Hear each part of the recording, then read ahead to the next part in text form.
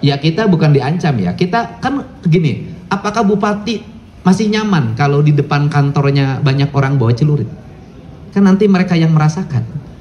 Gitu loh. Apakah bupati masih nyaman kalau setiap minggu ada yang masuk rumah sakit yang harus dibiayai karena ditusuk, karena dilempar pakai batu? Mungkin akan diperkuat dengan Pergub.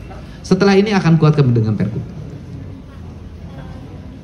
Iya. Soal kebijakan vasektomi juga menuai kritik. Tidak ada kebijakan vasektomi. Tidak ada. Tidak ada. Tidak ada. Tidak ada kebijakan itu, bisa dilihat di media sosial saya.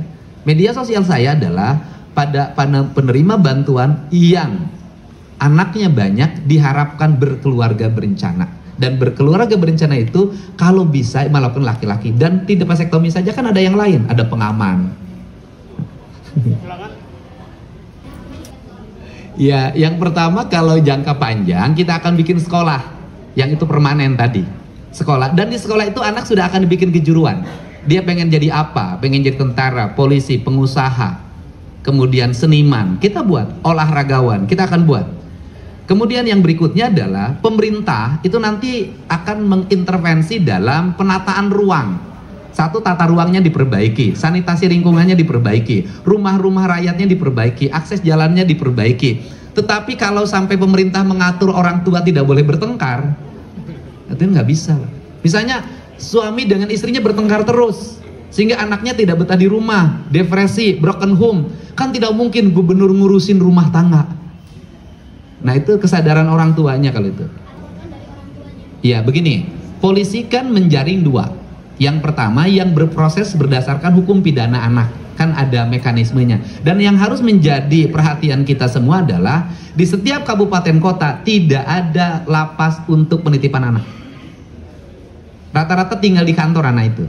Nah ketika tinggal di kantor anak itu bagaimana? Kan ini harus ada solusi. Nah gitu.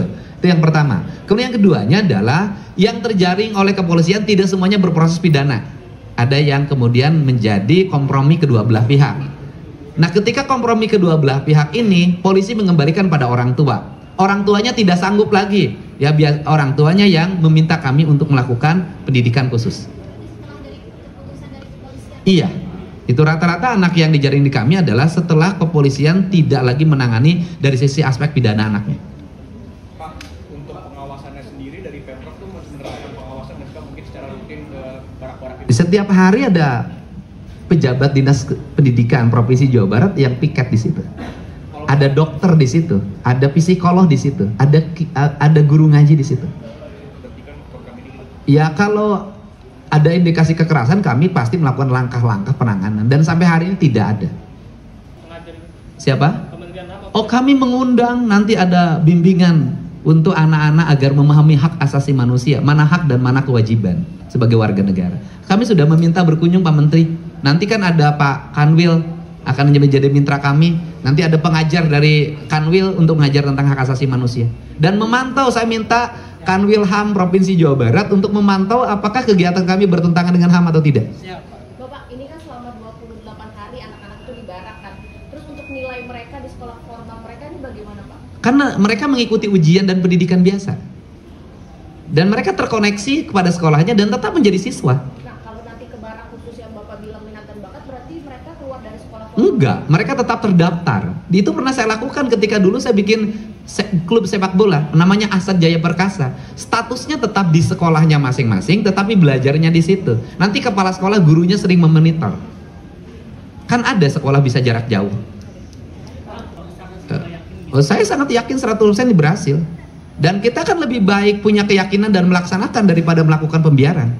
Apakah sudah melakukan survei terlebih dahulu Pak untuk melakukan pendidikan militer ini? Oh iya. Begini, bukan pendidikan militer ya, Ya. pendidikan di barak ya. Tolong jalan tuh. Iya. Jadi bukan pendidikan militer tapi pendidikan di barak, oke?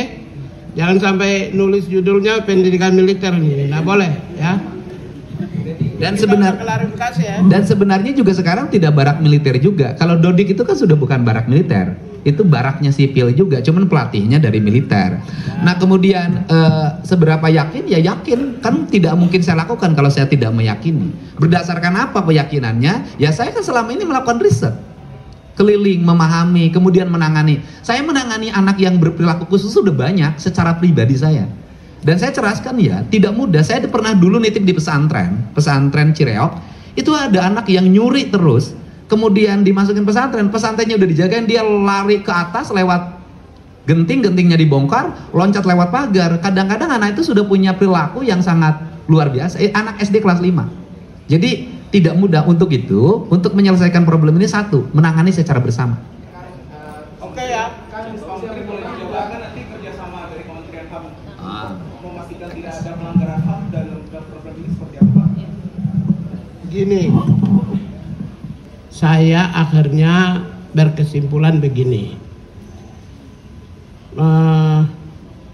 Pendidikan ini, pendidikan yang dicanangkan oleh Gubernur Jawa Barat ini, orientasinya adalah peningkatan kualitas sumber daya manusia.